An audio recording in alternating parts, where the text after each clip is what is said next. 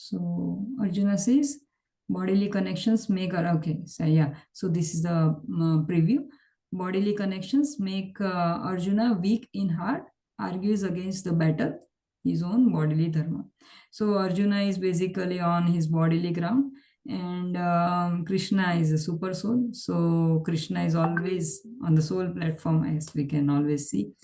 But Arjuna is not on still that level. Like it is, we can't say that Arjuna was not on that level, because Arjuna was a very pure devotee. But with Krishna's plan to give us Bhagavad Gita, the knowledge of Bhagavad Gita, he made Arjun become bewildered of his position as Atma. So he was not on the soul platform. He was just like we all are puppets in the hands of Krishna. So Krishna made Arjuna forget about his soul platform, and he came on the bodily platform, and he started arguing.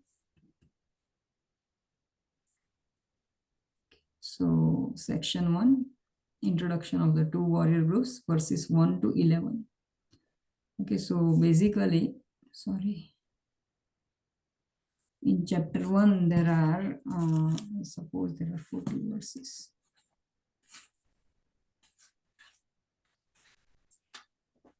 46 verses are there in first chapter. So this is the division of the verses in the first chapter. So from verse number 1 to 11. So two warrior groups, Kauravas, Pandavas, partiality of Dhritarashtra, as he refers to his sons as Kauravas. And Duryodhana feels that his group is far superior.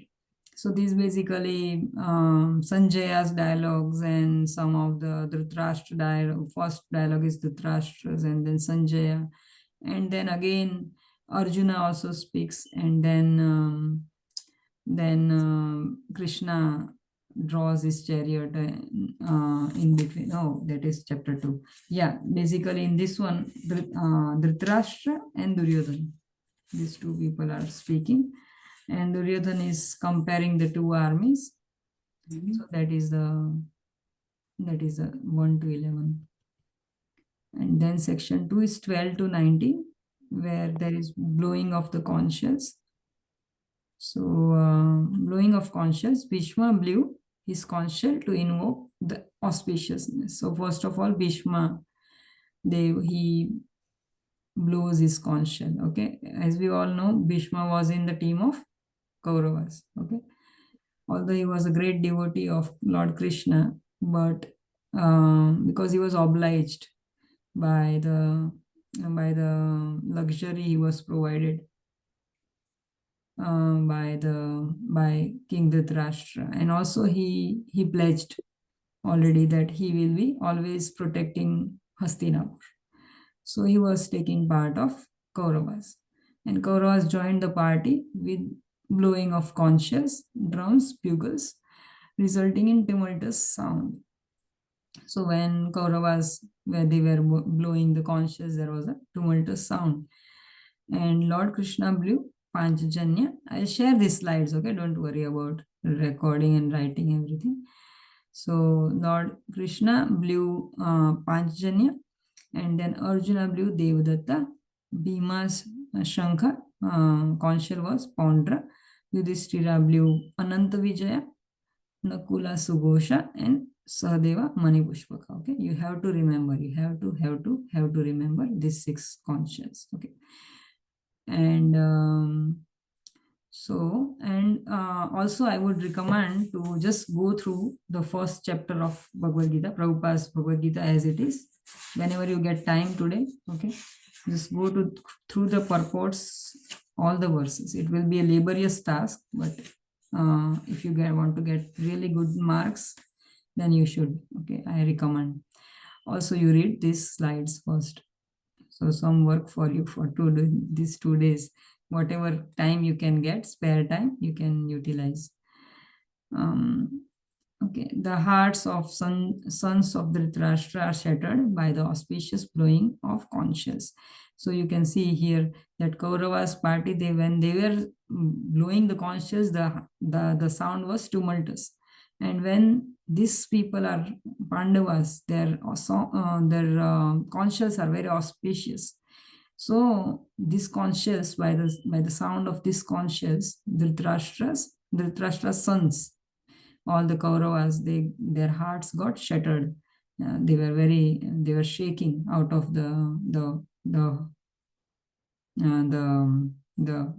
they were frightened. Okay, so sign of victories for Pandavas. So this proves that there is always a victory of the truth, on the contrary to the untruthfulness or wickedness. So, and then there is section 3, observation of both the armies by Arjuna. So in verses 20 to 27, so you don't have to remember which verses are the main sections of which, like they will not ask you blowing of conch shells under which sections, which verses. But you have to roughly remember the series, right? That the stream, how it goes. So first of all, there is in section 1 we can see introduction of the two warrior groups.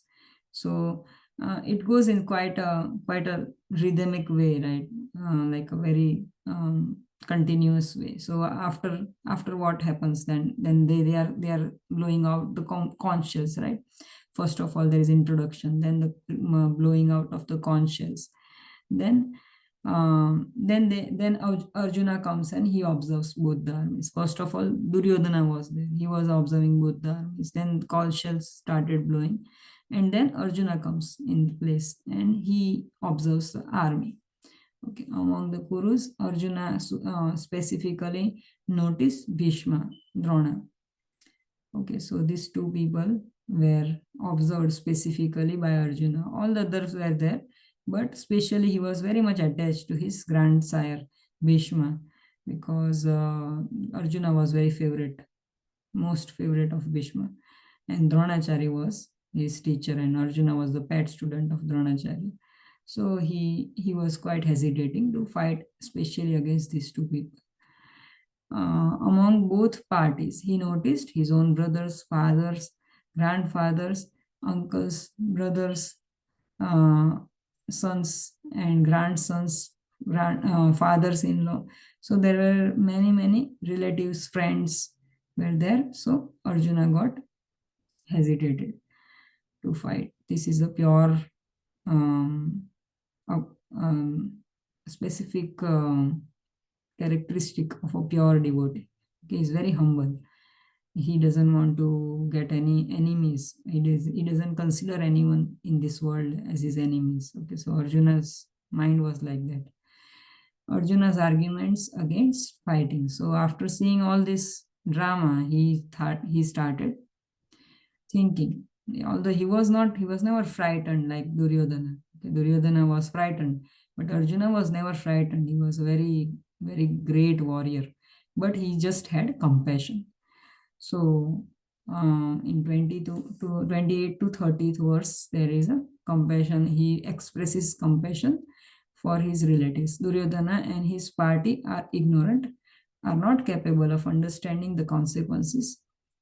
So he said that, see, Duryodhana and these people are as such, they are immoral people. So, and they are ignorant. So they might think, they might want to do some war and some fights and those things. They might have to capture some kingdoms, but because they are ignorant. Okay, so we shouldn't follow them. He's saying, okay, let them do whatever they are doing.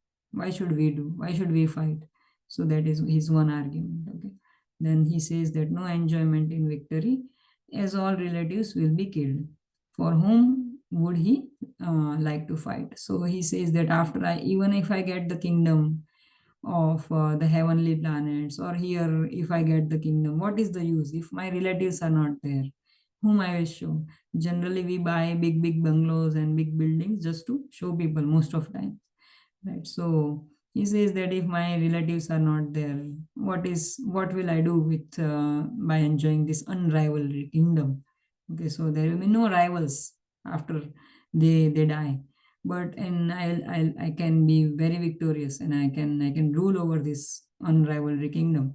But then what is the use if they are not there? They are my beloved dears. So that I can't rule such kind of kingdom. There is no use. So then sinful reactions. Okay. So karmas, law of karmas.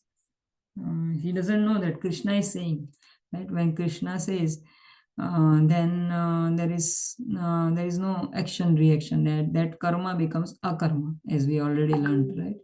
That whenever you do something about Krishna consciousness, whenever you understand Krishna's instructions and you try to follow those instructions, then your karma becomes sanctified, and you don't have to bother about the reactions that will incur. So but he came on the bodily platform, and so he was thinking that if I kill them, then in future they might come and they have to kill me in my next lives. And also sinful reactions, like if I kill them, then I will have to suffer the hellish planets. Okay, so why should I do that? And harmful effects of destroying families. So then he says that by killing these family members, my grandfathers and those people, elderly people, will die. And then the younger generations, they will become shelterless. And then who will be there to guide them, to give them morality, to teach them lessons of religiosity, and the Shraddha karma, and also like to give oblations to the forefathers, and those traditions, those samskaras that we call, right? So these samskaras, they are coming from our elderly people, and then if they are not there, then who will teach us how to do all these samskaras? And how then slowly people will forget all these traditions, family traditions, and so the families will get destroyed. And also the women and children who should be protected always, so they will become unprotected. And especially the women, then when they are unprotected, then there will be some illegal relations, right? So as the men are died, and so now the women are all alone, so there might happen that illicit relation, and then the unwanted children may come into picture. So all these consequences he was explaining to Krishna in verses 39 to 43. Then 44 to 46, Arjuna decides not to fight. And then seeing all these reasons, he said, I am not going to fight. And he just keeps away his bow and arrow, both of them, and then he just sits cluelessly. And so then the next chapter starts, chapter 2. So this is how about this is the chapter 1 all about. So in today's video, we'll see up to here. Okay. In tomorrow's video, we'll see after the later part. So this is what will be covered in today's session. So we'll learn the next part tomorrow. Okay. So let's watch the video. Any questions till now? Mataji, I have a quick question. Yes. Is this quiz going to be online? Online on Kahoot. Okay. Kahoot. Okay. Yeah, same like we did here. Okay. Okay, I hope you will be able to hear, and if not, then you can let me know. Okay, hear and see. Can you see the YouTube? And can you hear? Yes, Mataji. Okay, good. Yes. So 1 hour 13 minutes. So it will run for almost 1 hour 15 minutes, and then you can ask questions. I also have some questions, some some objective questions which are there in this lesson. So if possible, if you are all are available, or if you are not in a rush, we can quickly go through it after we complete this video.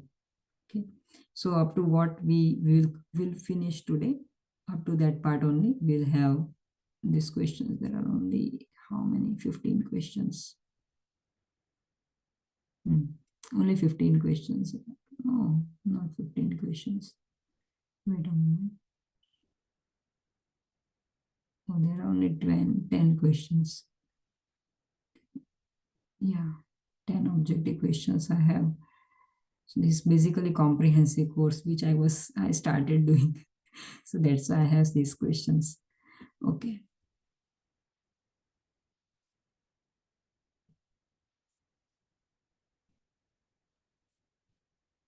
You can hear.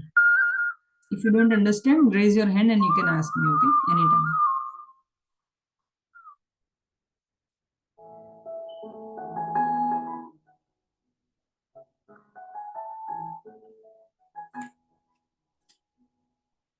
ॐ अज्ञानतिमिरान्धस्य ज्ञानाञ्जनशलाकया चक्षुर्न्मिलितं येन तस्मै श्रीगुरवे नमः। नमो विष्णुपदाय कृष्णप्रेष्ठाय भूतले श्रीमते भक्तिवेदान्त स्वामिनिति नामिने। नमस्ते सरस्वती देवे गौरवाणी प्रचारिणे निर्विशेष शून्यवादी पाश्चात्य देशतारिणे। Hare Krishna. I welcome all of you to our course, online course on Bhagavad Gita Comprehensive Studies. We had already loaded the course on Bhagavad Gita thematic study, where we presented Bhagavad Gita in terms of 5 topics. But in this course, in this online Bhagavad Gita comprehensive course, we are going to cover Bhagavad Gita as it is chapter wise. Chapter 1, chapter 2, chapter 3, chapter 8. There are 18 chapters in Bhagavad Gita, and total number of verses in 18 chapters are 700 verses. Srila Vyasadeva compiled Bhagavad Gita, but Bhagavad Gita was spoken by Krishna to his friend and disciple Arjuna. Arjuna is asking question and Krishna is giving answer. And it happened so that this question answer became the ultimate form of questioning and answering. Because this is not about how we earn money. This is not about how we become greedy or how we become lusty. No. This is all about the spiritual truth. Truth of life. Truth about the universe. Truth about the origin of everything. So Bhagavad Gita is religion neutral. It is irrespective of caste, creed, religion, gender, nationality. It's a wonderful treatise. And the question answer between Arjuna and Krishna is the essence of understanding thyself. Means, how can I know myself better such that I become a better individual? If I am a father, I should become a good father. If I am a mother, I should become a good mother. If I am a leader, I should become a good leader. If I am a teacher, I should become a good teacher. And Bhagavad Gita helps us to unravel our own inner personality. The quest that the heart is yearning from time immemorial. So, what what is the subject matter that is there in Bhagavad Gita? We have already talked about it. For example, the 5 topics of Bhagavad Gita: Ishvara, Prakriti, Jiva, Kala, and Karma. Ishvara, that is the source of everything, the absolute truth. Jiva, you and me, 8.4 million different species. Prakriti, the material nature, unlimited universes within each universe. So many varieties of planets and varieties of bodies, that is 8.4 million bodies, from aquatics to plants to insects to reptiles to birds to animals and finally human beings. And when we get a human body, we get the capacity or ability to ask questions that Hare Krishna. I am noting down some questions, probable questions, okay? And we'll discuss at the end. Okay? Hare Krishna. a human body, we get the capacity or ability to ask questions that normally the animals cannot ask. So then time, Kala, Ishvara, Jiva, Prakriti, and then Kala. Kala is the time. Time conquers everyone. You know, I can show my arrogance for some time, but not all the time. I can fool some people for some time, but not all the time. I may think I am the Adhishvara, the proprietor, the controller of everything around me, only for some time, not for all the time. Time is the master, ultimate master. It devours everything that looks so glittering. And then karma, action. Every action has a reaction. So karma, action and reaction together. So these are the subject matter we talked in online Bhagavad Gita thematic course. Now we are going to discuss Bhagavad Gita comprehensively,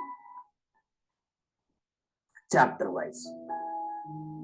Chapter wise, the first chapter is Arjuna Vishada Yoga.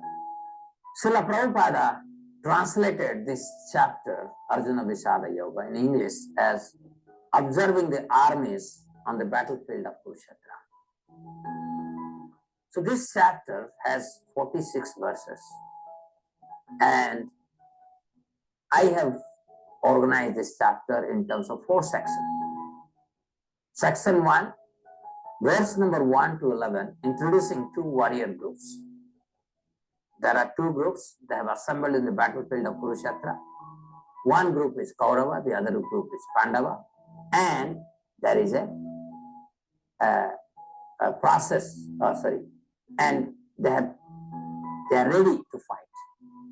They are ready to fight. And then the blowing of the conch. In Indian tradition, conch represents invocation of auspicious. So you will see whether it is in the temple, in marriage ceremony, any sacrifices, the activity would start with blowing of the conch. So blowing of the conch, first Bhishma Pitamaha would start blowing the conch, and slowly, then Lord Krishna himself would blow conch known as Panchajanya, and it goes on. So basically both parties are ready now to fight. And once conch has been blown from both sides, obviously the outcome would be virtue. It will not be vice. That's why this is Dharma Kshetra Kurukshetra. Right. And this blowing of conch is from verse number 12 to 19, And then Arjuna observes two armies. Arjuna orders Krishna, "Oh Krishna, take my chariot to the middle of the battlefield. I would like to see who are in our opposite side and who are in my side." And this is the trick in Bhagavad Gita, because Krishna wants to use Arjuna to speak to us Bhagavad Gita. I'm going to talk about it. And finally, Arjuna's argument not to fight. Verse number 28 to 46. So there are 4 sections. The chapter starts with the introduction of 2 warrior sides, and then blowing of the concept, the second section. Third section is Arjuna observes both the armies, and finally Arjuna argues with Krishna not to fight. This is the 4th section in this chapter. So in section 1, introduction of 2 warrior groups, verse number 1 to 11, the summary is that in the beginning of this chapter itself, Dhritarashtra is introducing 2 armies as Mamakaha Pandavas Shaiva. Mamakaha means Kauravas, because he represents Kuru dynasty, and Pandavas, the son of Pandu. But actually both Pandavas and Kauravas, both are Kauravas because they represent Kuru. So this shows the partiality of Dhritarashtra as he refers his sons as Kauravas. That means indirectly he is saying his sons are real inheritors of the kingdom, which is not true. And during this introduction, Duryodhana has this false notion that his group is very strong on the ground, because Bhishma, Drona, Karna, literally all possible best warriors are on his side. Size of his army is also very large as compared to Pandavas. So he has this false understanding that he has a better chance to win the battle, ignoring the fact that Lord Krishna, the absolute truth, is with Arjuna. Next section, blowing of the consuls, verse number 12 to 19. The blowing of consul starts with Bhishma.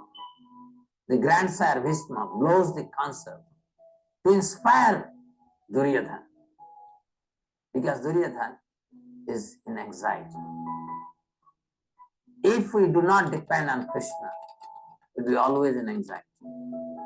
Even if Duryodhana has a vast army, still is unsure about the result of the battle. To rejuvenate him, to inspire him, grandsire Bhishma blows the consul. Then he is followed by other Kauravas who started blowing their own individual consul, which resulted in tumultuous sound. And this was followed by Lord Krishna's blowing of consul, Panchajanya. And that blowing rattled the hearts of Kauravas. Because when Krishna blows the consul, through that, he directly gives the message to everyone. And everyone can experience the message. And this message was received by the Kauravas as they felt their heart is going to be rattled. So as soon as Krishna blew Panchajanya, Arjuna blew Devadatta, Bhima blew Paundra, Yudhishthira blew Ananta Vijaya, Nakula blew Soghasa, Sahadeva blew Manipuspaka. So everybody has their own concept. So the hearts of sons of Dhritarashtra was shattered by the auspicious blowing of consuls of Pandava's sides. So only saintly people can accept truth. Others don't want to accept the truth. The blowing of the consul, this event, signified that the Pandavas would be victorious and Kauravas would be defeated. Third section, observation of both armies by Arjuna. Arjuna wanted to see both parties. Why did he say that? He knew it. From the very beginning, he knows who are on the side of Kauravas, who are siding with Duryodhana. He knows it. But this is the play of Lord Krishna. Lord Krishna is a Yuga Avatara. He came to establish Dharma. He wanted to wipe out the religion. Yada yada hi dharmasya glanir bhavati bharata abhyuthanam adharmasya tadatmanam srijamyaham paritranaya sadhunam vinasaya cha duskritam dharma sansthapanarthaya sambhavan yuge yuge. So Lord Krishna comes here to establish Dharma. And he is ready to establish Dharma.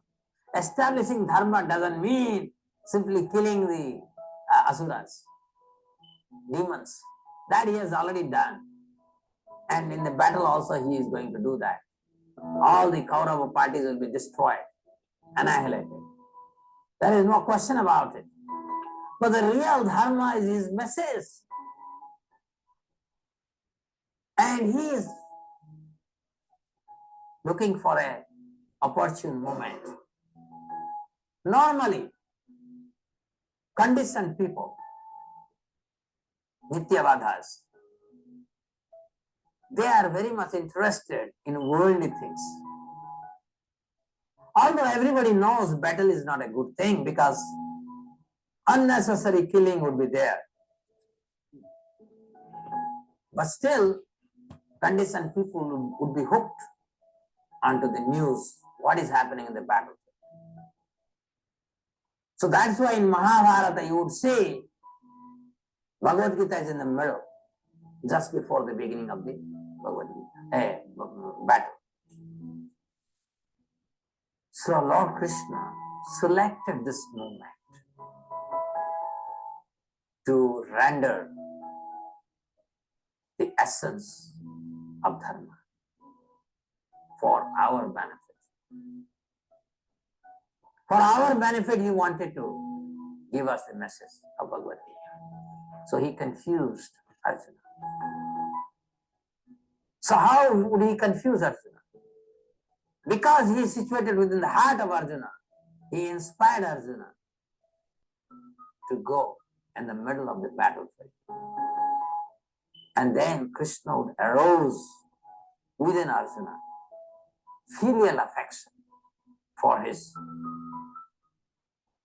own grandsire, Bhishma, whom he loved the most, for his teacher, Dronacharya, whom he respected the most, and would create material affliction within the heart of Arjuna, by which Arjuna would be confused. So the essence of this chapter is how we become confused when we are materially situated.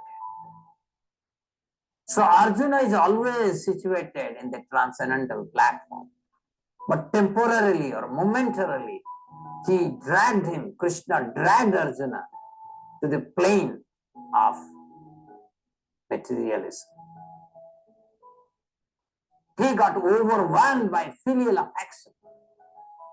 And that is the crux of this chapter, that we will become confused if we are to be situated in the plane of matter. We forget our superior nature. So he noticed in both parties, his own brothers, fathers, grandfathers, uncles, brothers, sons, grandfathers, grandsons, father-in-laws, because this is a battle between two parties belonging to the same family. So all are related.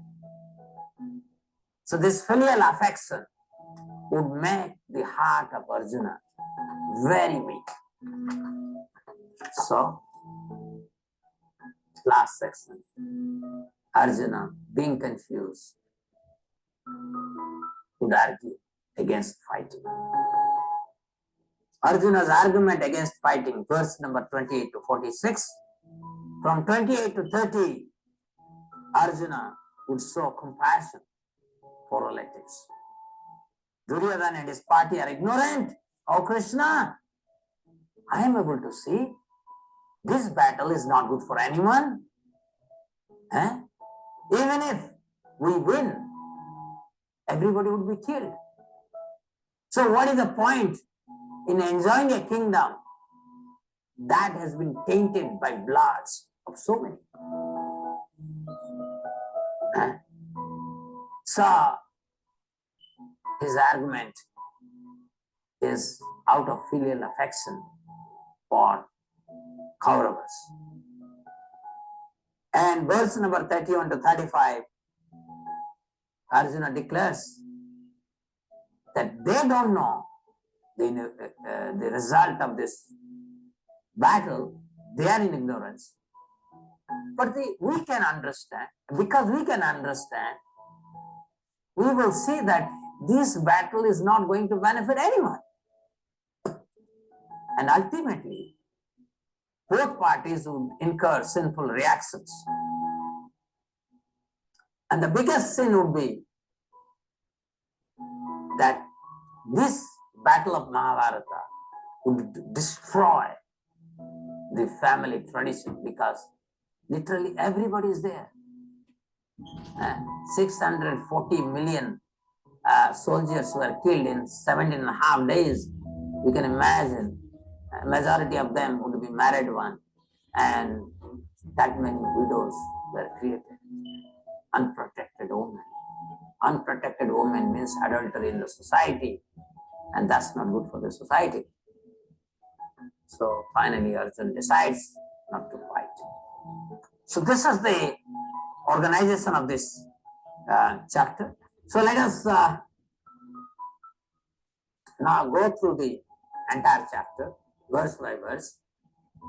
I'll read the verse and the translation. I'll emphasize the beginning of this section and end of this section, so that you will be able to follow. Let's start.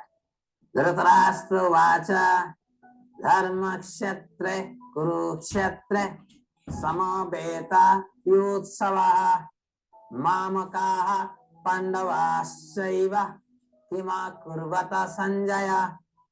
Dhritarashtra said, O Sanjaya, after my sons and the sons of Pandu assembled in the place of pilgrimage at Kurukshetra, desiring to fight, what did they do? Dhritarashtra is asking this question. He knows they have gone there to fight, but why did he ask this question? It appears to be so silly, because he knows within the heart of his heart that Yudhishthira is the real prince. The real Yuvraj is Yudhishthira. But because of his weakness, because of his too much attachment for his son Duryodhana, he wants, by hook or crook, Duryodhana should rule the kingdom. Sanjaya vacha drashtva tu pandavanikam vyudham Duryodhanastada acharyam upasangamya raja vachanam abravit. Sanjaya said, O king, after looking over the army arranged in military formation by the sons of Pandu, King Duryodhana went to his teacher and spoke the following words. Duryodhana is approaching his teacher, Dronacharya. Let us see what Duryodhana is going to speak. Pashyetam Pandu Putranam Acharya Mahatim Chamam Vyudam Drupada Putrena Tava Sishyena Bhimata. O my teacher, behold the great army of sons of Pandu, so expertly arranged by your intelligent disciple, the son of Drupada. Duryodhana, even is approaching his own teacher. He is not leaving a scope of pinching his own teacher. He is saying, the commander-in-chief on the side of Pandava is Drishtadimna.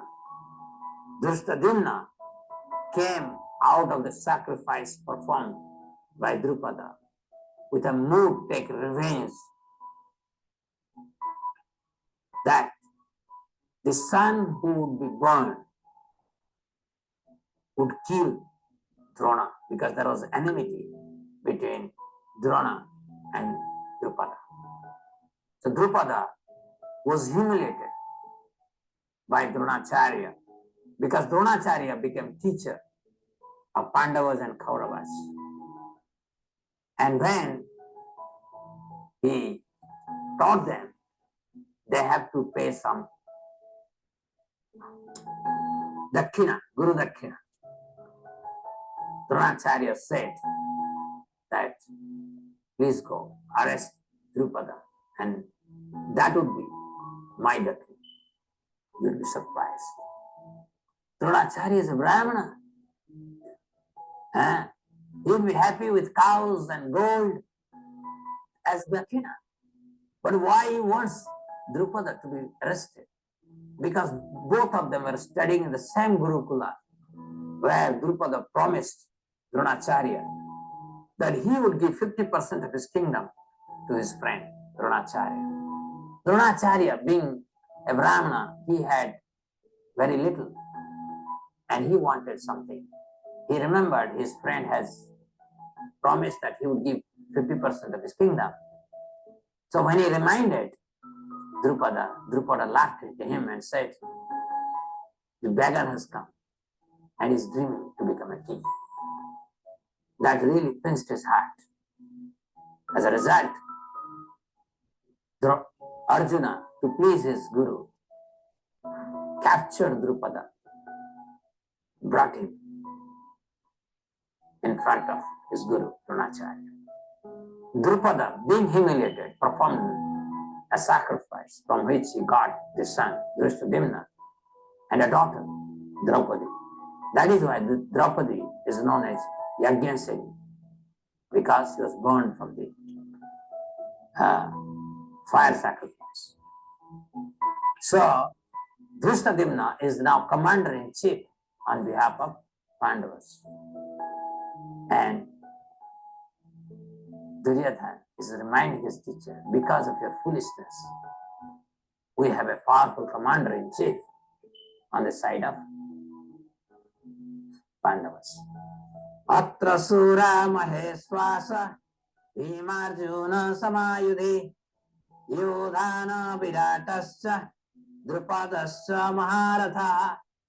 So before telling his own army, he is reminding his teacher the great warriors on the side of Pandavas. One is the commander-in-chief, that is Drishtadimna, the son of Drupada. Then he is further saying, here in this army are many heroic bowmen equal in fighting to Bhima and Arjuna, great fighters like Yudhana, Virata and Drupada. Specifically he is talking Bhima because he had specific rivalry with Bhima. So Bhima, Arjuna, Yudhana, Virata, Drupada, these are the great warriors on the side of Pandavas. Drashtaketus Chakitana Kasirajasya Viryavan Purujit Kunti Bhojasya Saivyasya Narapungava. There are also great heroic powerful fighters like Drashtaketu, Chakitana, Kasiraja, Purujit, Kunti Bhoja. Kunti Bhoja is the father of Kunti. Saibya. So these are warriors who are siding with Pandavas. Further, Yudhamanyuscha Vikranta Uttam Aujascha Viryavan Saubhadra Draupadeyascha Sarva Eva Maharatha. There are the mighty Yudhamanyu, the very powerful Uttamauja, the son of Subhadra, and the sons of Draupadi. All these warriors are great chariot fighters. So, Duryodhana introduced the Maharathas, the great warriors on the side of Pandavas. Now he is going to talk about themselves. Asmakam tu visishtaye tan nivodo dijottama nayaka mama sainyasya samgyartham tam pravimite. But for your information, O best of Brahmanas, let me tell you about the captains who are especially qualified to lead my military force. Avan Bhismascha Karnascha Krupascha Samitim Jaya Aswathama Vikarnascha Saumadattis Tathaivacha. There are personalities like you, Bhisma, Karna, Krupa, Aswathama, Vikarna, and the son of Somadatta called Bharishrava, who are always victorious in battle. In fact, on the side of Duryodhana, the best among the warriors is Bhisma. Who can equal Bhisma? He is the greatest. But he didn't speak Bhisma first. He addressed his teacher as the first among the warriors on his side, so that Dronacharya feels placated. That is the position of Duryodhana.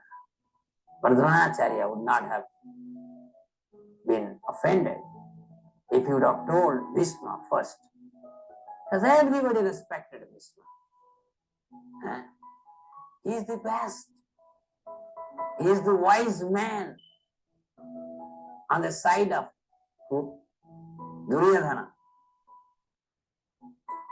Anye cha bhavasura madarthe takta jivitaha nana sastra praharana sarve yuddha visharadaha. There are many other heroes who are prepared to lay down their lives for my sake. All of them are well equipped with different kinds of weapons, and all are experienced in military science. So Duryodhana, after describing the warriors on the side of Pandavas, he is introducing the warriors on his side.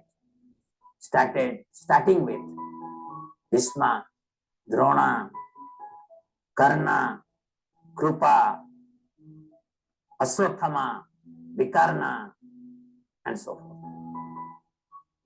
And he says that literally everybody on this earth have sided with him. Everybody. That's why he's saying in the next verse, 10th verse, Aparyaptam tad asmakam balam bhismadhirakshitam paryaptam tu idam etesam balam bhimadhirakshitam. Our strength is immeasurable, and we are perfectly protected by grandfather Bhisma, whereas the strength of Pandavas, carefully protected by Bhima, is limited. So this is the position of a materialist. He has a lot of faith in his own ability. How great I am doesn't matter. I am very insignificant, very insignificant. Time can act in such a way, my so-called valor will be immediately destroyed. Duryodhana has no idea about it. He's so arrogant, he's saying, the strength of my side is unlimited, whereas the strength of Pandavas are limited. My dear teacher, be assured, we are going to win. Pandavas will be devastated. Ayanesu cha sarvesu yatha bhagam avasthitaha bhismam eva bhirakyanto bhavantaha sarva eva hi. All of you must now give full support to Grandfather Bhishma as you stand at your respective strategic points of entrance into the phalanx of the army. Basically, Duryodhana is saying, Bhishma Dev is our commander-in-chief. Let us give him protection.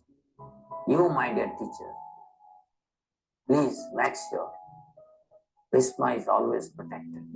Because as long as Bhishma is there with us, he will never be defeated.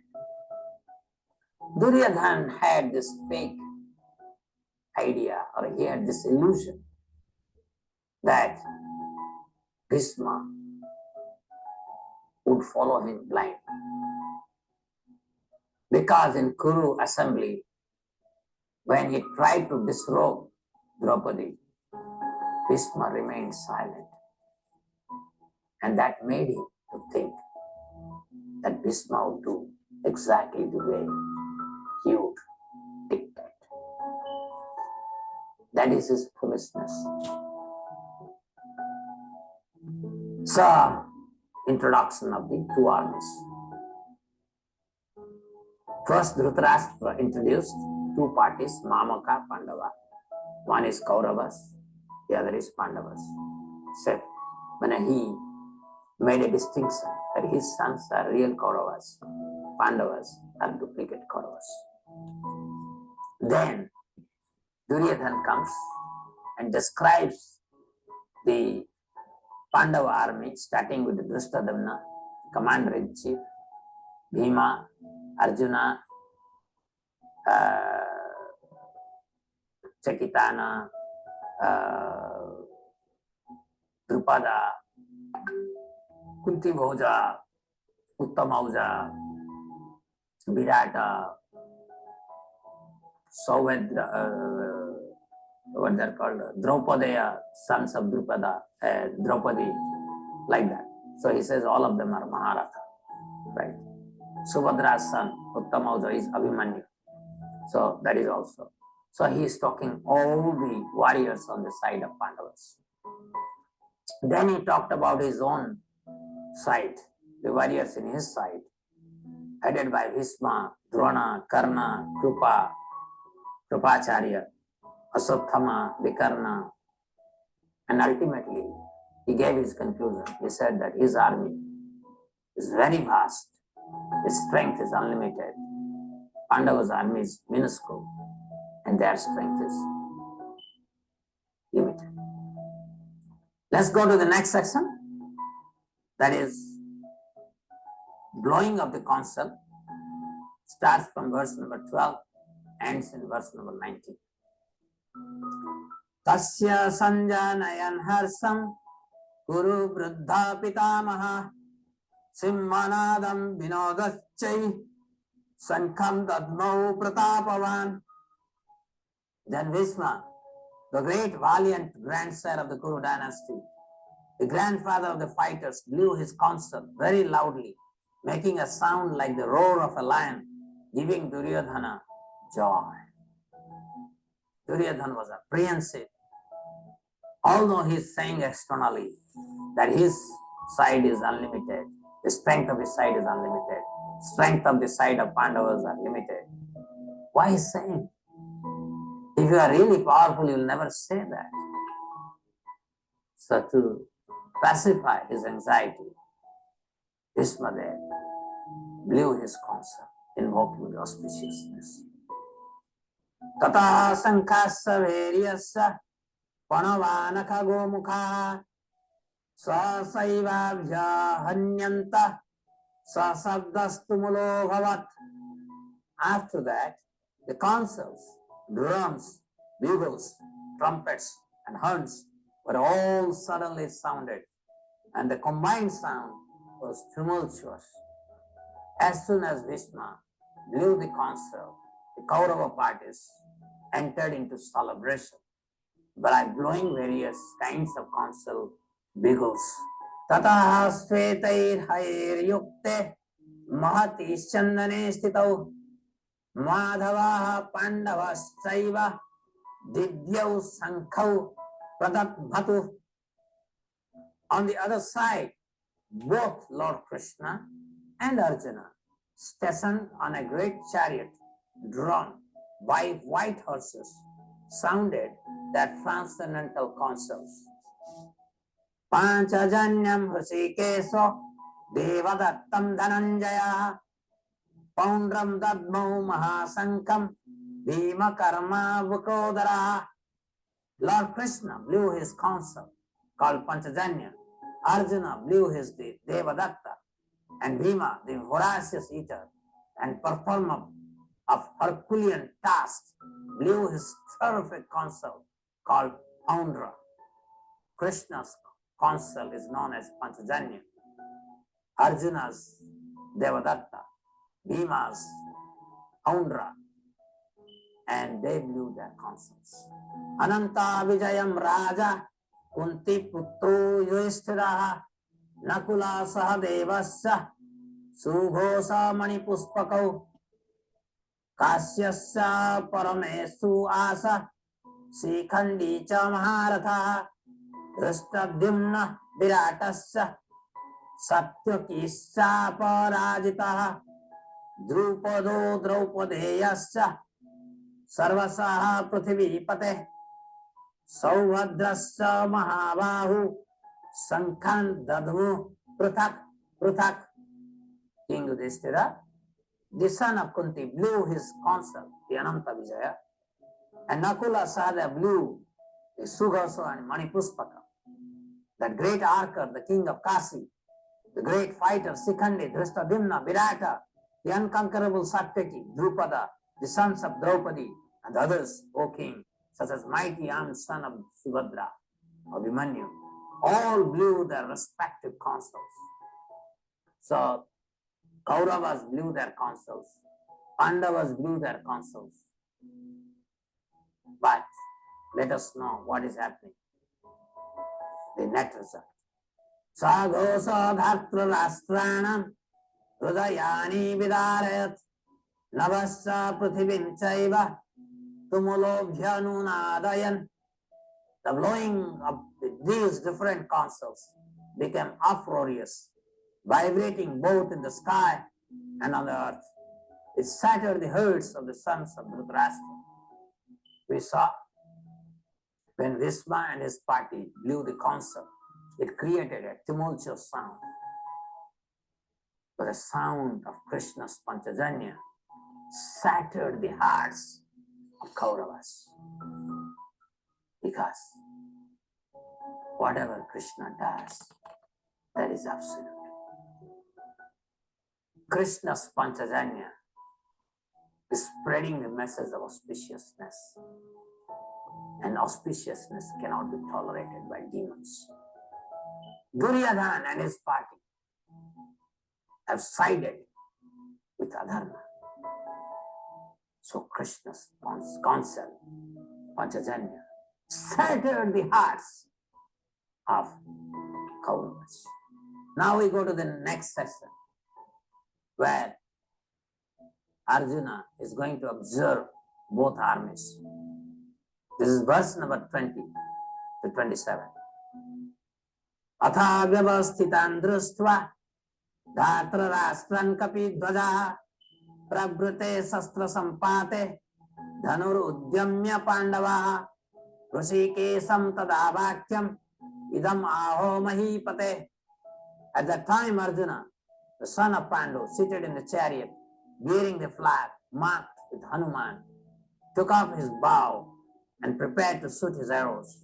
O king, after looking at the sons of Dhritarashtra drawn in the military array, Arjuna spoke to Lord Krishna these words. Why he has to speak? Blowing of consul has started. The battle should have started immediately. But Krishna doesn't want the battle to start immediately. Before the battle, he wants to give us knowledge of the Absolute, knowledge about himself. Arjuna vacha सेनयोरुभयोर्मध्ये रथं स्थापयमे अच्युता यावदेतान् निरीक्षेऽहं योद्धुकामान् अवस्थितान् कैर्मया सह योद्धव्यम् अस्मिन् रणसमुद्यमे. Arjuna said, O infallible one, please draw my chariot between the two armies so that I may see those present here who desires to fight and with whom I must contend in this great trial of arms. Arjuna knew both the sides, but still he wanted to see both sides. Yasya manam avachayaham yaetetra samagataha dhatra rastrasya durvidher yuddhe priya chikirsava. Let me see those who have come here to fight, wishing to please the evil-minded son of Dhritarashtra. Arjuna knew everything, but why he wants to see? Sanjaya vacha evam mukto rishikesa gudakesena bharata senayoruhayor madhye stapayitva ratattamam. Amazing, amazing. Sanjaya said, O descendant of Bharata, having thus been addressed by Arjuna, Lord Krishna drew up the fine chariot in the midst of the armies of both parties. Krishna, the absolute truth. Krishna is the summum bonum of everything. He is the origin of everything. He is the source of everything. He has become the chariot driver of Arjuna, mere chariot driver. And he acted as a chariot driver at the order of Arjuna, because Arjuna was his friend. And then he took the chariot to the middle of the battlefield. Bhisma Drona Pramukhataha Sarvesam cha Mahichitam Uvacha Partha Pasyaitan Samavetan Kurunite. In the presence of Bhisma, Drona, and all the other chieftains of the world, the Lord said, just behold, Partha, all the Kurus assembled here. So Krishna took the chariot to the middle of the battlefield, and then he kept the chariot very close to Dronacharya, very close to Bhismadev, and smilingly speaking, Arjuna, you wanted to see your enemies? Please look at. Tatra pasyat sthitan partha pitrun atha pitamahan acharyan matulan bharatrun putran pautran sakhim tatha shasuran suhrudas saiva senayoruhayorapi. There Arjuna could see within the midst of armies of both parties his fathers, grandfathers, teachers, maternal uncles, brothers, sons, grandsons, friends, and also his fathers-in-law and well-wishers. What would he see other than this? Because this is the battle among the family members. So everybody in both sides must be relatives. But Arjuna was brought down from the spiritual platform to the material platform by the arrangement of Krishna, such that his heart becomes weak. Tan samikhya sa kaunteya sarvan bandhun avasthitam krupaya parayo visto visidam idam abravit. So 1.27 is the key.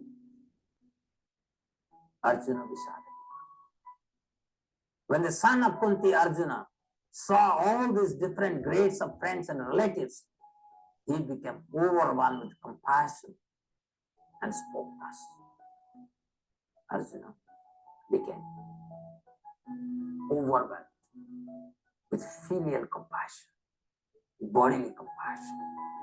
Arjuna forgot that this battle is is meant to establish dharma over adharma.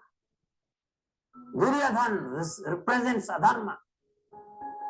Yudhishthira represents dharma. It is Arjuna's duty to establish dharma over adharma because he is a Kshatriya. He is a warrior. So 20 to 27, Arjuna observed the both armies and got confused. So 1.27 is the key or central verse within this chapter. That which made Arjuna to be confused. Arjuna was confused. And let us see his confusion. From verse number 28 to 46, Arjuna would argue. Although his arguments are appearing to be wonderful, but they are not in the spiritual plane. They are in the material plane. Let us hear Arjuna's argument from verse number 28 to 46. Arjuna vacha dristvemam swajanam Krishna yusam samupasthitam siddhanti mama gatrani mukham cha parisasyati. Arjuna said, my dear Krishna, seeing my friends and relatives present before me in such a fighting spirit, I feel the limbs of my body quivering, my mouth drying up. And this is the status of Arjuna. Just think about it. Arjuna is in the middle of the battlefield. He's feeling his mouth dried up. He's trembling. He's feeling very unnatural being there. Vepatussa sarire me roma harsasya jayate gandivam samsate hastat tvakchaiva paridayate. My whole body is trembling. Vepatussa sarire me. My hair is standing on end. Roma harsasya jayate. My bow Gandiva is slipping from my hand. Gandivam sramsate. Sramsate. Gandivam sramsate. Can you imagine what must be the situation? Such a warrior is not even able to keep the Gandiva intact in his hand. It is falling from his hand. Tvakchaiva paridayate is feeling the skin as if burning. This is not possible unless Krishna wanted that to happen. It is Krishna's arrangement by which Arjuna is going through this anxiety, this physical torture. Nacho saknami avasthatum brahmativa chame manaha nimitani cha pashyami viparitani kesava. I'm now unable to stand here any longer. I'm forgetting myself and my mind is reeling. I see only causes of misfortune. O Krishna, killer of the Kesidema. He is addressing Krishna as Kesava, killer of the Kesidema. And as a killer of Kesi, Kesi represents a doubt. And indirectly Arjuna is saying, oh Krishna, you have killed Kesi. And you now, please kill the doubt which is like Kesi. Kesi like doubt within me. Nacha sreyo anupashyami hatva sojanam ahove na kankhe vijayam Krishna nacha rajyam sukhani cha. His argument is, I do not see how any good can come from killing my own kinsman in this battle, nor can I, my dear Krishna, desire any subsequent victory, kingdom, or happiness. So Arjuna is internally arguing within himself that if this battle were to happen, everybody would be killed. Very few would survive because both sides there are innumerable, many thousands of Maharathas. Obviously, lot of killings would happen on both sides. So his argument is, Kim no rajyena govinda, kim bhogairjivitena va, asamarthe kankitam no, rajyam bhoga sukhani cha, na ime avasthita yuddhe, pranam stektva dhanani cha, आचार्यः पितरः पुत्रास् तथैव च पितामहः मातुला ससुरा पुत्रा श्यालाः सम्बन्धिनस्तथा एतान्न हन्तुम् इच्छामि नोतोऽपि मधुसूदन अपित्रौलक्य राज्यस्य एतो किं नु मही कृते निहत्य धात्र राष्ट्रान्न का प्रीतिः स्यात् Janardan. O Govinda, of what avail to us are a kingdom, happiness, or even life itself, when all those for whom we may desire them are now arrayed on this battlefield. O Madhusudana, when teachers, fathers, sons, grandfathers, maternal uncles, fathers-in-law, grandsons, brothers-in-law, and other relatives are ready to give up their lives and properties and are standing before me, why should I wish to kill them, even though they might otherwise kill me? O maintainer of all living entities, I am not prepared to fight with them, even in exchange for the 3 words, let alone this earth. What pleasure will we derive from killing the sons of Dhritarashtra? Arjuna is showing the compassion of a Brahmana. He is actually a saintly person, being devotee of Krishna, and naturally is compassionate. Although there is flaw in his argument, complete flaw, which we will see in coming chapters.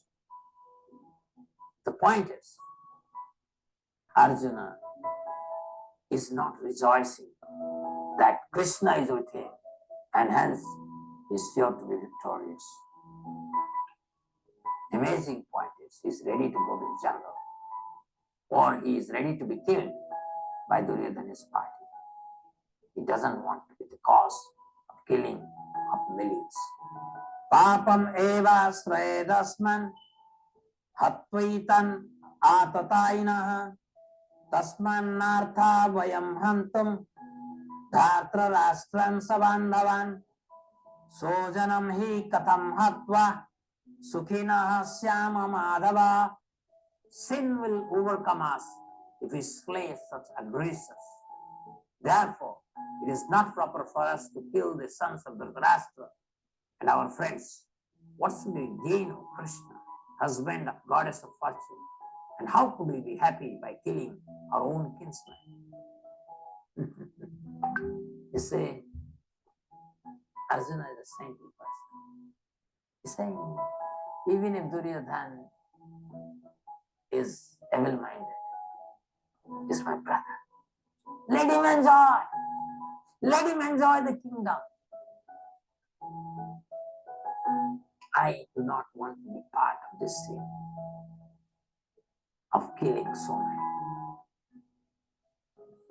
But Krishna would later make Arjuna to understand the real sin is to neglect one's dharma. The biggest dharma is to follow the instructions of Krishna. We are going to learn that.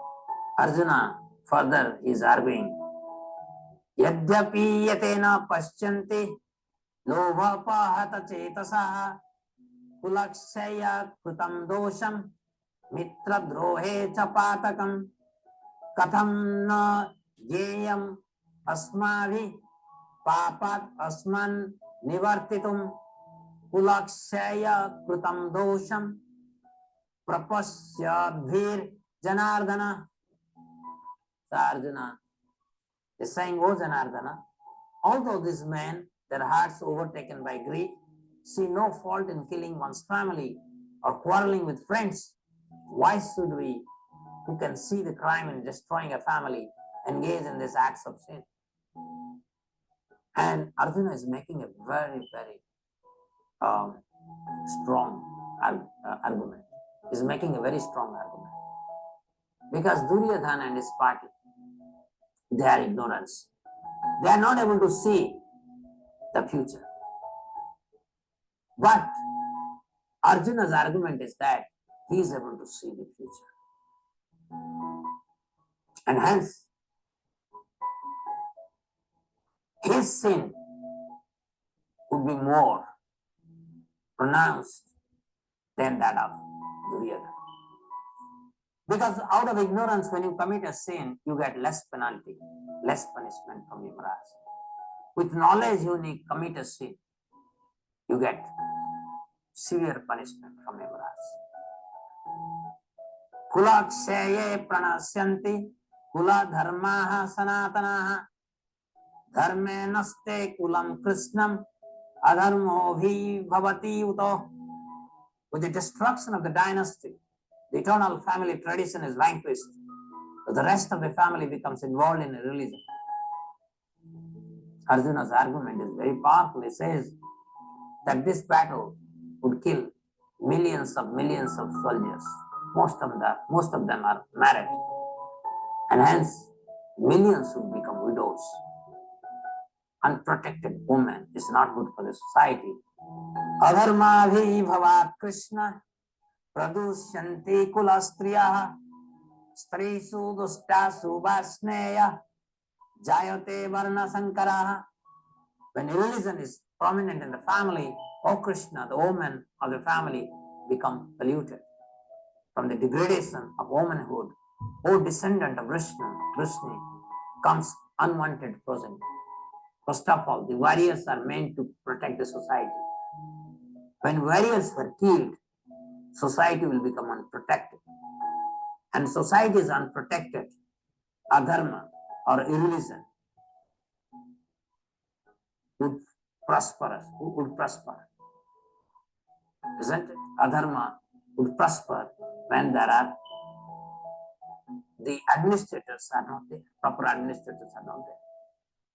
In addition, the most of the women would become widow.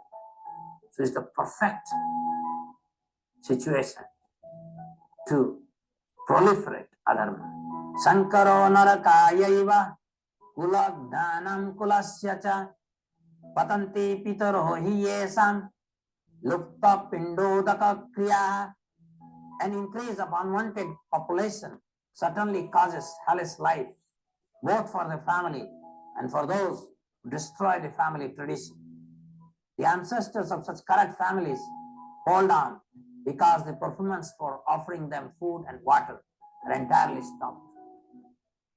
In Vedic tradition, there is Shraddha ceremony.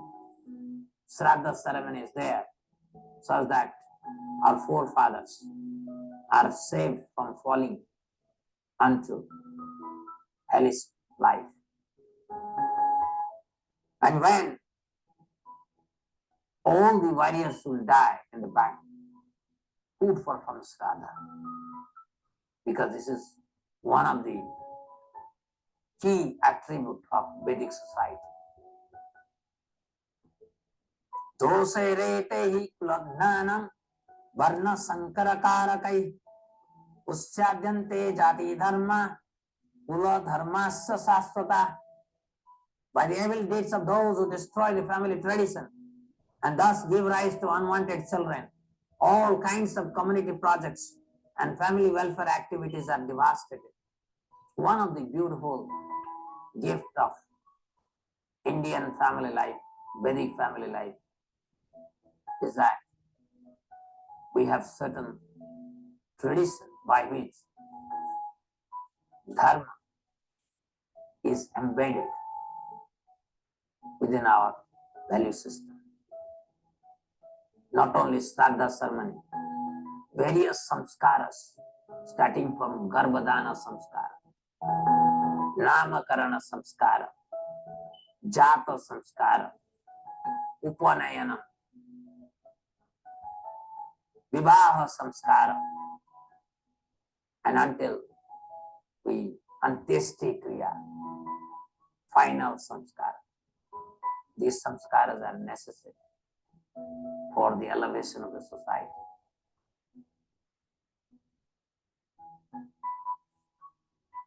And when we destroy the family tradition, strong family means those who value the dharma that are embedded in Vedic tradition. We violate that dharma, then the family becomes weaker. And because of that, in Kali Yuga, even in India, we see literally family values have eroded, and hence from joint family to singular family to divorce. This is going on. Utsarna kula dharmanam manushyanam janardana narake niyatam vaso bhavatiti anususruma. O Krishna, maintainer of the people, I've heard by disciplic succession that those whose family traditions are destroyed dwell always in hell. You see, in Vedic tradition, no meat eating, no illicit sex, no gambling, no intoxication is embedded. A value-driven family within Vedic society would follow 4 regulative principles: no meat eating, no illicit sex, no gambling, no intoxication. It's simple common sense. Unfortunately, because this value system has eroded, if we say no meat eating, there would be many who would come out in public and would address us. Who are you to enter into our kitchen? We have full freedom what we can eat. Yes, you can eat whatever you eat, whatever you want to eat, but don't kill others. You have no right. You have no right to kill others. And this, our family system has weakened. That's why Indian society is entering into irreligious pattern. A simple common sense: no meat eating, no illicit sex, no gambling, no intoxication. Ahovata mahat papam kartum vyavasita vayam yadrajya sukhalovena antum sojanam udyataha. Alas, how strange it is that we are preparing to commit greatly sinful acts. Driven by the desire to enjoy royal happiness, we are intent on killing our own kinsmen. Wow. Arjuna is thinking, wow, it's good that I came in the middle of the battlefield and I could now have new enlightenment within me, and I'm able to realize great sin I'm about to commit. Oh Krishna, please save me from committing this sin. This is what Arjuna's argument. Duryodhana and his party, they don't know. They are in ignorance. They don't understand what is sin and what is not sin. But we understand Krishna. We should refrain from committing sin.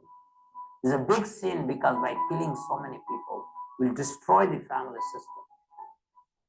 When family system is destroyed, adharma or irreligion would flourish in the society because charlatans would take over the society. Because warriors were killed, so no sensible people would live in the society. Society would become orphan. The woman who had become widow would enter into adultery. Net result will be that the entire society would fall into hellish life. Oh Krishna, let's not commit this sin. This is the argument of Arjuna. Yadimam apratikaram asastram sastra panaya dhatra rastrarane hanyas tanme khyemataram bhavet. Better for me if the sons of Dhritarashtra, weapons in hand, were to kill me unarmed and unresisting on the battlefield. Arjuna is saying, "Oh Krishna, let me keep my Gandiva aside and sit here hand folded. Let the sons of Duryodhana come and kill me alone and take this kingdom. I am not interested in this kingdom that will be tinged with the blood of my own relatives."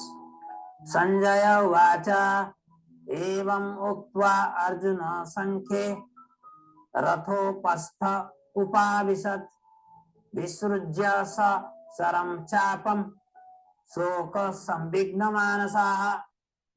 Sanjaya said, Arjuna, having thus spoken on the battlefield, cast aside his bow and arrows and sat down on the chariot, his mind overwhelmed with grief. Arjuna is grief-stricken. Thus, natural, the way he argued. So who is actually rejoicing at this state of affair at the side of Arjuna? Arjuna is lamenting. He has left his bow and arrow. Dhritarashtra is thinking, wow, exactly, I was praying for this. I wanted my sons headed by Duryodhana to rule over Hastinapur. Wow, best things happen. But Krishna has a plan. Krishna has a plan through Arjuna to instruct us. It is like this. When a new daughter-in-law, newly wedded daughter-in-law comes to the house and makes some mistake, the mother-in-law cannot correct her directly. Because the daughter-in-law would say or would think, my mother-in-law is envious of me. So what the mother-in-law would do? She would teach the daughter-in-law through his own daughter. He would make his daughter willingly to make mistake. And then would say, my dear daughter, can't you see this? Are you so foolish? Are you not trained properly by me? And internally she is thinking that my daughter-in-law should hear this and correct herself. Now, this is just an analogy, but Krishna wants to teach us. Of course, we can learn Krishna's teaching only if we voluntarily seek the truth. Unless we seek the truth voluntarily, we cannot learn what is Bhagavad Gita. Let me tell you very much. You have to be a seeker of truth, then only Bhagavad Gita is for. Bhagavad Gita is a must for every human life. If you are a human, if you think you are a human, you must learn Bhagavad Gita. Right? So this was the first video of this chapter. I hope you enjoyed this discourse. We talked about organization of this chapter in terms of 4 sections. Introducing 2 armies, blowing of the concept, observing the armies by Arjuna, Arjuna's argument against fighting. And we read verses, 46 verses from this chapter, one by one, section wise. And I made some comment, little. Next video, I'm going to talk about takeaways from this chapter, principal characters that are there in this chapter. Thank you very much. Hare Krishna. Thank you for patiently listening, Radha. Now these 2 people also left the field, the battlefield. So they will hear the recording, okay? Okay. And we can go through quickly the questions, okay? Okay, Mate. It was a bit boring, I understand, but Can't help it.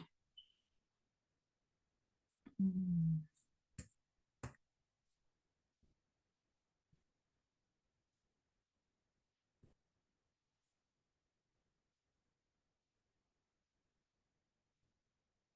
Okay, so we'll go through the questions.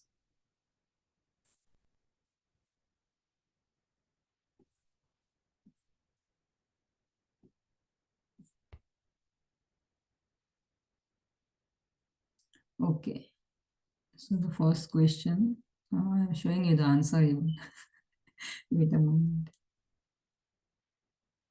Okay, first question you answer. Okay, by following the process of restriction from sense enjoyment by rules and regulation, one loses his taste for sense gratification. Is it true or false? It's Mataji, it's false. yes. How? Because it's artificial, right? He's actually he gratifies his senses, right? So no need to do artificially.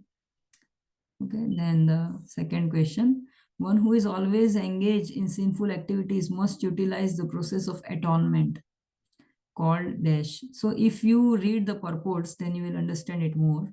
But I think you are as such, you know many things, so you can answer maybe.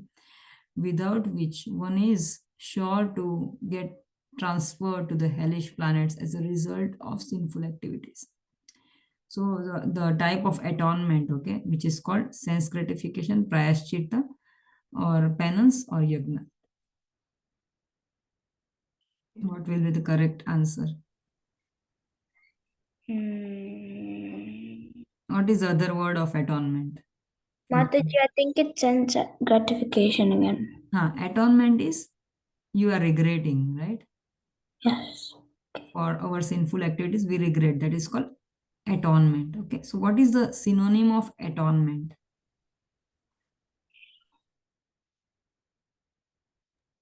Mataji, I think it's prayatitya. Yes, prayashchit. So prayashchit means we are feeling sorry, guilt, right? For whatever we are doing. So that is the prayashchit. Okay. Okay, now which verse states that if one renders unalloyed devotional service to Lord Mukunda, then he is freed from all kinds of debts to demigods, sages, family members, king, and forefathers.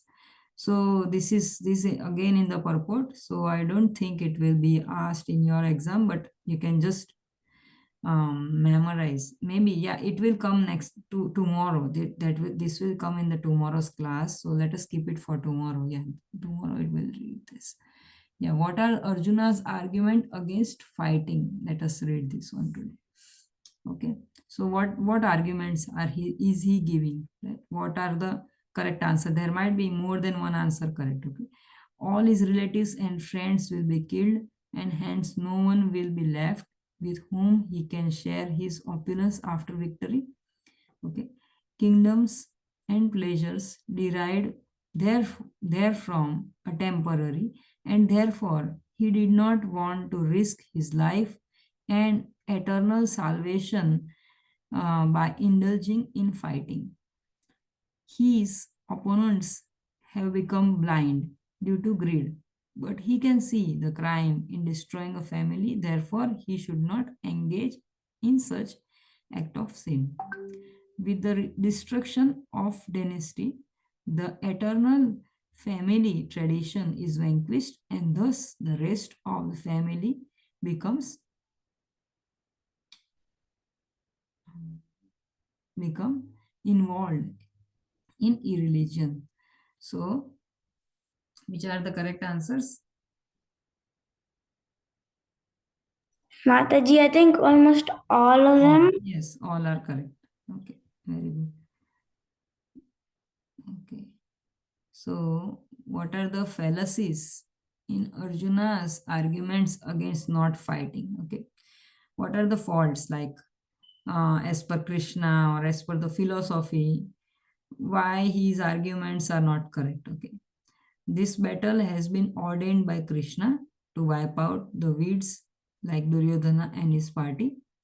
Arjuna is Kshatriya, and Kshatriyas require kingdom for their subsistence, as they cannot engage themselves in any other occupation. One cannot run from his prescribed duties. Rather, one must perform his occupational duties and at the same time remember Krishna.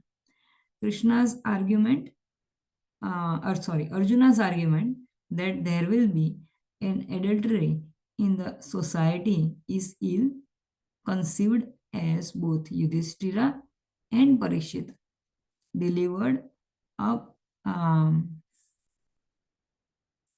a moment, there is an arrow here. A perfectly Krishna conscious society, right? So, yeah, what will be the correct answer? Mataji, A, B, C, I think they are correct, but I don't get D. Yeah, so because he's saying that which argument is adultery in society is ill. The argument that there will be adultery in society is ill. So by killing the misgivers, right? No, like the people who are wicked minded. So he's saying that there will be some adultery in the society if we kill these wicked people, right? But here it is said that both Yudhishthira and Parikshit, they were delivered as a perfect Krishna conscious society. So although this misgivers, they were killed by Parikshit Maharaj, Yudhishthir, but they could run a perfectly Krishna conscious society. So although you know Yudhishthira Maharaj, he lamented so much after this battle of Kurukshetra was completed. He lamented the most, maybe more than Arjuna. He said that I don't want any kingdom because I have killed many thousands. Like there was 640 million soldiers, they were killed, and Yudhishthira took it on himself that because of me, all these soldiers, such a big party, they were killed. So although he was under atonement and he lamented a lot, but still he was also delivered by Krishna.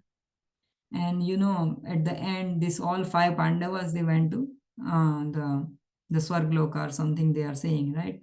So, and Parikshit Maharaj was also delivered. Although these both personalities, because they were kings, they try to annihilate, kill the misgivers or miscreants, but they were able to run a perfectly Krishna conscious society, and they were delivered also from all the sinful reactions. So Arjuna's argument that by killing the misgivers, he'll spread the adultery. Adultery means the society will become polluted. That is incorrect in this sense. So this 4th sentence is also correct as per Krishna. Okay, you understand, Radha? Yes, Mataji. I think now all of them are the answer. Yeah, so all is the answer. Yes, very good. Okay, so Arjuna was saying causes. Now the next question. Arjuna was saying the causes of misfortune from the battle. Okay, he was seeing all the misfortune from the battle. Why? Arjuna was materialistic in his outlook and hence developed bodily compassion. As a devotee, he naturally felt Vaishnava compassion for all those who are about to die. Arjuna is showing ignorance of his real self-interest by Krishna's will. He did not want to fight against Bhishma and Drona. So what is the correct answer? Saying causes of misfortune. So Arjuna is saying causes of misfortune. Why? What are the reasons that he is saying causes of misfortune? That Prabhupada gives in the purport, or how we understood, right? So what may be correct answers? Mataji, I think A, B, D. A, B, and D. Yes, Mataji. Yeah, but C is also right, right? By Krishna's will. This is a very, very like profound sentence, right? Krishna's will. Like I said in the beginning, right? That Arjuna, as such, he was a pure devotee. But he's by Krishna's will, because Krishna wanted to give us Bhagavad Gita. So he made Arjuna totally into the material, on the material platform, and he was thinking on the bodily ground, right? So by Krishna's will, he was showing ignorance to his real self. Actually, he was very much aware of his real self. But by Krishna's will, if this would not be here, no, this was a wrong answer. Arjuna is showing ignorance of his real self interest. So if this one was not written here by Krishna's will, then it will be an incorrect answer. But now it is this one is also a correct answer. Okay. Okay, Mataji. So and this one also, somebody would say that this might not be correct, but you are very right. This is a correct answer. He was on the materialistic platform still. So that's why he was thinking on the bodily compassion platform. Okay, very good. Okay. There are two kinds of trembling of body and standing of hair on end. Which one was Arjuna experiencing? Okay. So there are two kinds. Okay. In the purport, Prabhupada has written. So I would recommend everyone, all 5 of you or 4 of you, should read the purports. Okay, if you get time. Out of the material fear, the loss of life for his near and dear ones, his body was trembling and hair standing on end. One is material fear. Okay. Next is out of spiritual ecstasy, his body was trembling and hairs standing on end, as he is a pure devotee of Krishna. And the third is because of the material occupation of life, Gandiva is sleeping from his hand, and he is experiencing burning of skin because of the heartburn. Okay. Because of his heartburn. Okay. So I think these 3 are there, and yeah, and the 8th is all of the above. Okay, what is the correct answer? What are the correct answers? So there is no clue that if there is only one answer correct or more are correct. So you just think and let me know. Okay, I am also reading.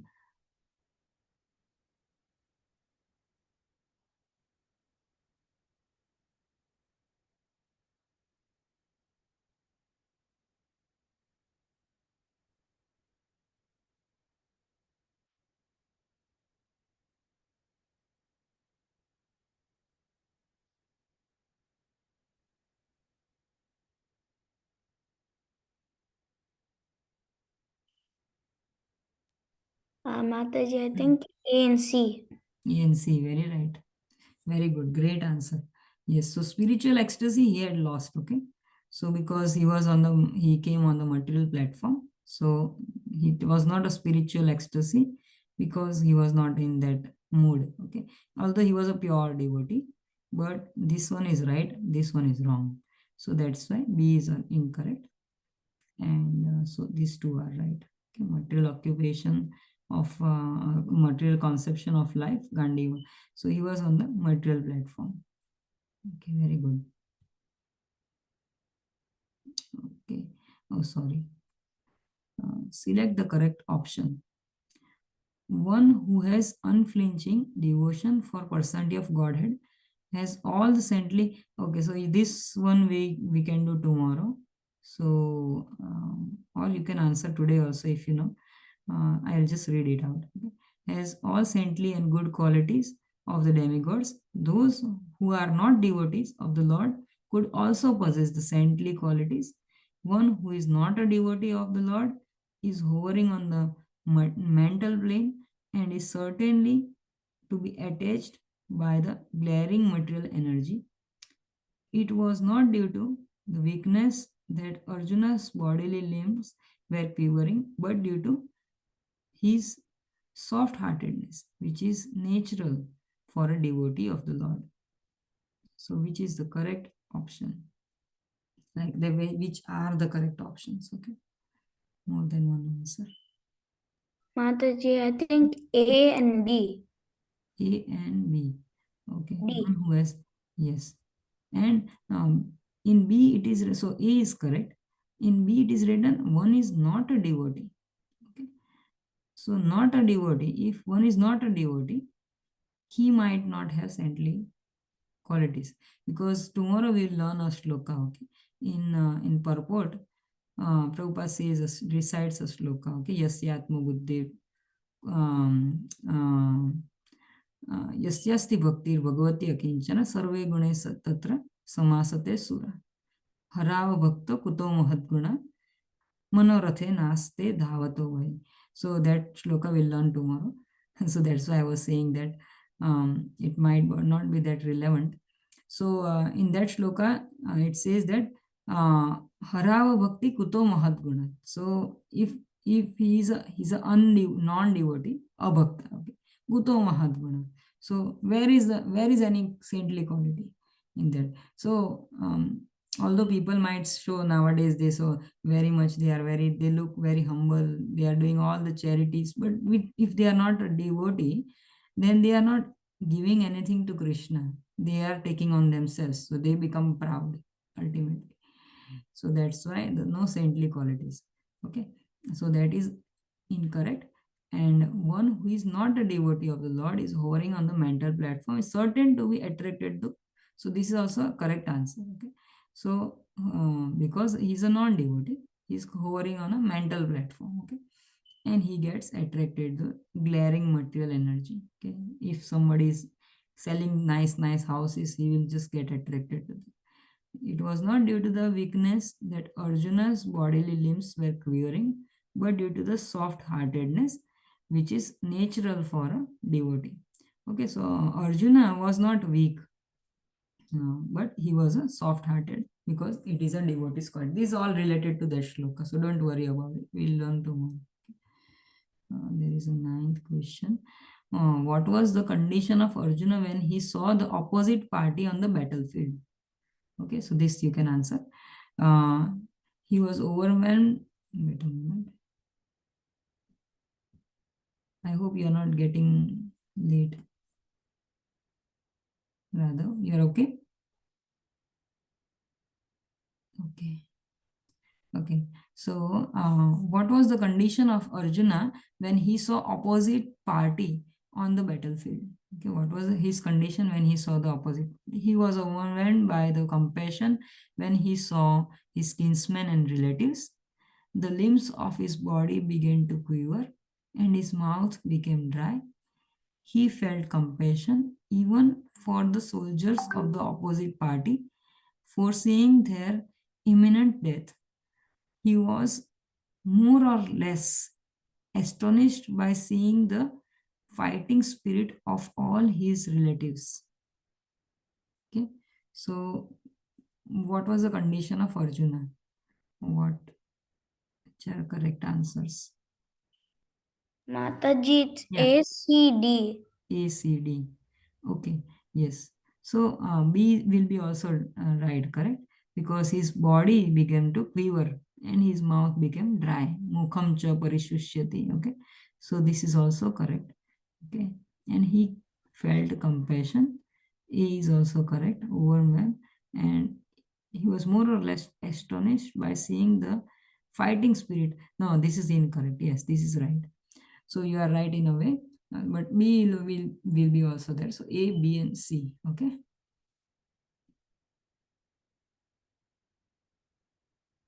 Okay. So here they have so said that A, B, C, and D all are correct. I'm not sure about this, why they have given all correct. Okay. As per me, A, B, and C should be there. Okay, let's move ahead. On the battlefield, Arjuna could see grandfathers like, so I think this will not come. This is very difficult answer. Okay. So let us try it. Okay. So grandfathers like dash. Okay. Teachers like this. Maternal uncles like this. Brothers like this. Friends like this. Sons like this. Well-wishers like dash. Okay. So let us take first. Okay. Grandfathers like. So who is grandfather? Bhishma, Somadatta, Bhishma, Bhishma. Okay. So A, C, and D. Okay. Out of A, C, and D, we have to select. Right. So then teachers. Teachers. Next one is teachers. So Drona. Okay. Drona, Drona. Okay. So A, C, D all have Dronacharya. Maternal uncles. Okay. Maternal uncle. Shalya, Shalya, Shalya. Okay. So again A, C, and D is correct. Okay. Fine. Let's go ahead. Brother. Okay. Brothers like Duryodhana. Ashwathama. So Duryodhana. So Duryodhana, Duryodhana. Okay, so we have ruled out this two. This two is not there. So C and D. Okay, now let us focus on C and D. Now friends like Ashwathama, Ashwathama. Again two. Okay, sons like Lakshmana, Lakshmana. Well-wishers like Kritavarma and Shakuni. Mataji, I think it's C. C, yes. So Shakuni is not Arjuna's well-wisher. Is Duryodhana's well-wisher. Okay, so Kritavarma. So any such kind of questions you are asked tomorrow, then you have to go like this, okay? Don't get afraid. Okay, go peacefully, nicely. So there might be 2, 3, not this many fill in the blank, but 2, 3 fill in the blank might come. So, okay, these are the full answers, okay? So we are complete with this section. I have written something. If you have time, we can just quickly discuss, okay?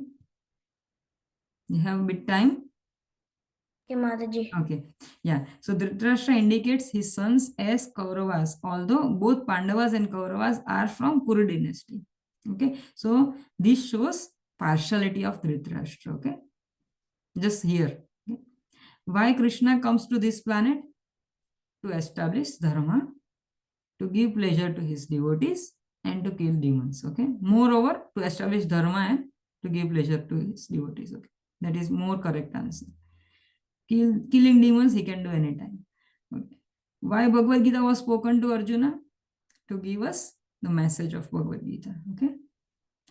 Arjuna got bewildered by the filial affection with his friends and relatives, teachers, etc. This makes Arjuna very weak. So because he was on the filial platform, they are like a bodily platform. Okay. So this made Arjuna very weak. So whenever we come on our bodily platform, when we are not on the spiritual ground, we become very weak, mentally, physically. Okay. Essence of this chapter. So okay. So essence of this chapter, if they ask, it is Bhagavad Gita shloka number. Prabhu said. Did you remember? Did you remember? 1.27. Okay, that is the essence of this chapter. Okay, shloka number 1.27. You can write it somewhere. So, and it says how we become confused. When we are on the bodily platform and we forget our superior nature. Okay, so that is 1.27. Few reasons Arjuna gave not to fight, that we already discussed, right? That he said that why should we fight? We are not on ignorance platform. We are quite intelligent. We should not act in ignorant way, he said. Then sinful reactions, right? About widows, he said, adulteration in family and the family tradition will get vanquished. So you might be asked you might be given several options, okay? More than one answers correct, they might give you what are the reasons Arjuna cited. Why Dhritarashtra and Draupadi was born from the fire sacrificed by Drupada? Because he wanted to kill Dronacharya, okay? So Drupada wanted to kill Dronacharya. So he brought these two personalities, Drishtadimna and Draupadi, from the fire sacrifice, okay? Then why Duryodhana speaking of Bhima only most of the time, right? Because he had personal rivalry with Bhimasena. Right? And why Duryodhana not appreciate Bhishma first in front of Dronacharya because he wanted to placate Dronacharya, right? He wanted to just appreciate Dronacharya. So although Bhishma is known as a great devotee of Krishna, even Dronacharya knew, but Duryodhana, he wanted to just appreciate Dronacharya. So he said, "You are better than Bhishma. We are the best one." Okay. So that is Duryodhana's quality, ill quality. While appreciating his party, Duryodhana intended to show his. So while appreciating his party, he was showing what? His valor, his power, his strength, his unlimited. Right? He was just self-appreciative. So that is the quality of Duryodhana. Why Duryodhana asked everyone to protect Bhishma? Because he was very potential warrior. Okay, Bhishma was a very great. He had a very great strength. So Duryodhana said to everyone, "You should all protect Bhishma Deva." Why Bhishma blew his conch shell first? To give Duryodhana some joy. Okay. So Bhishma Deva is the first one. Okay, if they ask you who is the first one to blow the conch shell, that will be Bhishma Deva. Okay, you have to remember this. First one was Bhishma Deva. Duryodhana, to give Duryodhana joy. Then the Pandavas. Okay, first one was Bhishma Deva. So conch shells, then you have to remember Krishna, Panchajanya, Arjuna's, Devadatta. You might be knowing. Okay, you are quite intelligent. You might be knowing it. So Bhima's Pandra. Okay, Yudhishthira's Anantvijaya, Nakula's Sugosha, Sahadevas Manipushpaka. Okay, you have to remember. Why hearing the conch shell sound, Kaurava's heart were shattered. Okay, so when Kauravas heard Pandava's conch shells, okay, their heart were shattered. Okay, they might ask, what happened to Kauravas when Pandavas blew the conch shell? Their heart got shattered. Okay, so because why? Because whatever Krishna does is auspicious, okay? And immoral people get afraid as auspicious sounds play. That is also one reason. Okay, so whenever in temple also, when we blow conscious, this ghost and hobgoblins, they run away.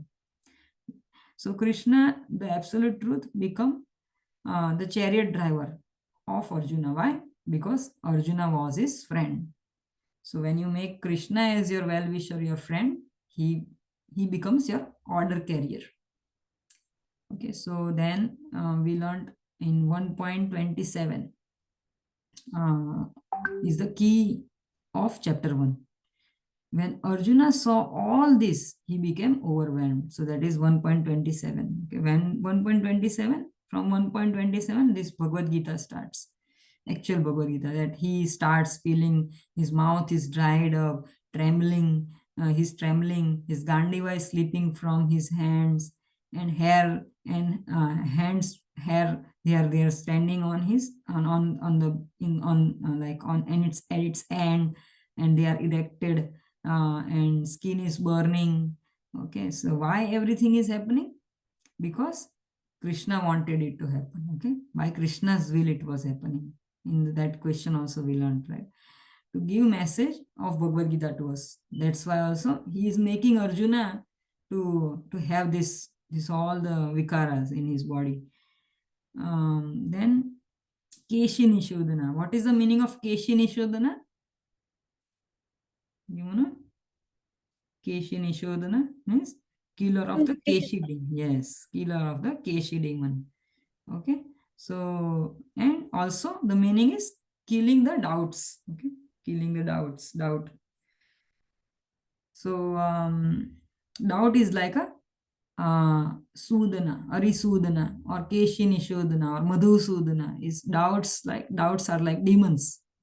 So all the demons, whatever demons are there, they are like doubt. Okay, killing the doubts. Arisudana, Keshi Nishodhana, Madhusudana, all are Krishna's names. So killing basically our doubts or Arjuna's doubts. Why Arjuna is not rejoicing Krishna's presence with him, rather than he doesn't want to be the reason for killing millions. Okay? Why Arjuna, like Krishna was with Arjuna, but Arjuna is still afraid of killing millions. Why? because he is very compassionate, being a pure devotee of Krishna. What is the biggest dharma? What is the biggest dharma? Is to follow instructions of Krishna. Okay, that is the biggest dharma. Why Arjuna thinks that he will get a severe punishment if he kills Kauravas as compared to ignorant Duryodhana? Right? Because if you know Bhagavad Gita, right, and if you still go on doing sins, then Krishna will punish you more, right? But if there are people who are ignorant, they eat meat, right? Punishment will not be that severe because they are already ignorant. Okay, so Arjuna is saying to Krishna that because I am your devotee, I'll be punished more rather than Duryodhana, because Duryodhana is already ignorant. He might not get that punishment. So that's what Prabhu was saying. Samskaras are required for elevation to society. Okay, and what are the 4 principles that one should follow to follow dharma? 4 principles. Mataji, no illicit sex, no gambling, no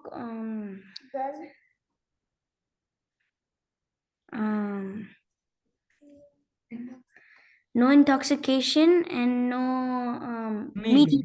Yeah. Okay, good. Why it's a sin to kill so many soldiers as the battlefield as per at the battlefield as per Arjuna? Why it's a sinful reaction as per Arjuna? Because by killing them, family practice will be destroyed, no sensible people will remain, women will become widows and fall into hellish life. Okay. Now the last part. Okay.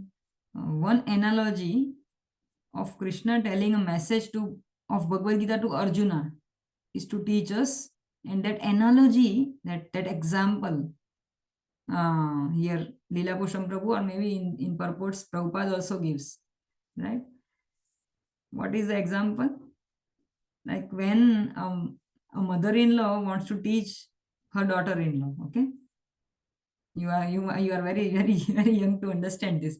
So when a mother-in-law wants to teach her daughter-in-law, what she will do, he'll ask her daughter, okay, you should not cook this thing like this. And while teaching her daughter, in a way she is trying to teach her daughter-in-law. Okay, she's not directly telling her daughter-in-law, otherwise that daughter-in-law might not feel good. Okay, so this mother-in-law, she tells to her daughter. In the same way, Krishna tells to Arjuna, okay, to give us lesson.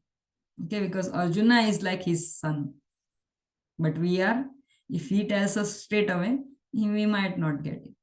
So this is the analogy. Okay, mother-in-law teaching her daughter, actually she wants to teach to her daughter-in-law. Okay, the same way Krishna is teaching Arjuna to teach us the lesson of Bhagavad Gita.